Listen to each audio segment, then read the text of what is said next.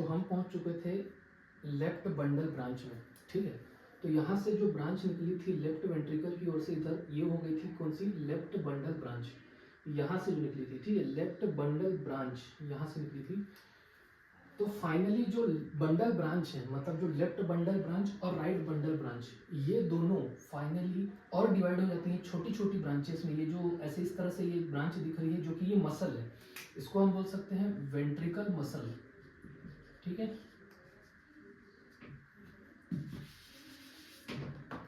इसका नाम है वेंट्रिकल मसल।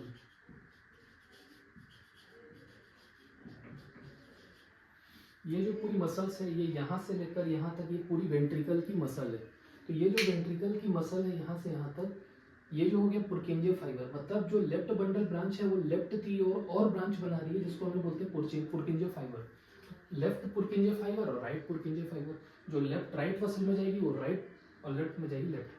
तो ये जो लेफ्ट और राइट का जो कॉन्सेप्ट है ये हार्ट की पोजीशन पर डिपेंड करता है। हमारा हार्ट लेफ्ट साइड है तो लेफ्ट इधर होगा और राइट इधर होगा, तो हार्ट का राइट साइड इधर, लेफ्ट साइड इधर।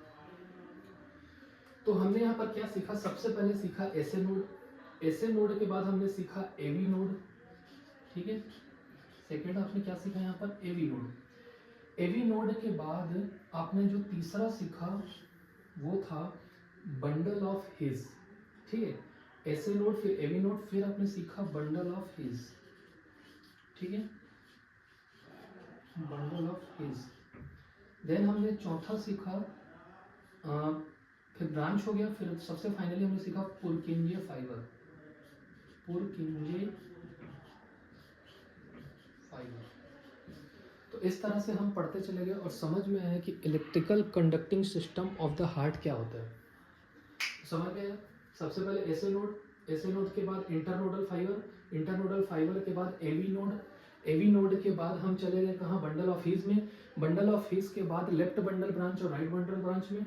और लेफ्ट बंडल ब्रांच से जो फाइबर निकले उनको बोला जाता है पुरकिंजे फाइबर, लेफ्ट की ओर है। और इसी तरह से इस ब्रांच में भी और ब्रांचेस हो जाती है, इसको हम लोग बोलते हैं राइट पुरकिंजे फाइबर्स। तो फाइनली ये आपका हार्ट का डायग्राम है जिसमें एक बहुत इंपॉर्टेंट चीज है एसए नोड। एसए नोड को पेसमेकर भी कहा जाता है क्योंकि ये इस पर इतनी पावर है कि ये 72 beats per minute impulse generate कर सकता है, मतलब 72 beats per minute impulse generate करने की पावर इसके अंदर है। इसी तरह से होता है पेस सेटर, इसको क्या बोला जाता है, एवी नोड को बोला जाता है पेस सेटर। इसके अंदर पावर है कि ये लगभग 45 to